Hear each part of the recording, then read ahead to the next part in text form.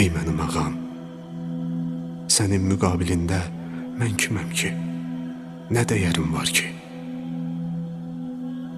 Ey mənim Mövlam, lütfünə xatir mənə neymət əta et və əfvinlə mənə minnət qoy. Eyiblərimin üstünü örtməklə başımı ucalt və kəramətinə xatir məni danlamaqdan vaz keç. Ey mənim Mövlam, mən sənin tərbiyə edib böyütdüyüm bir uşağam.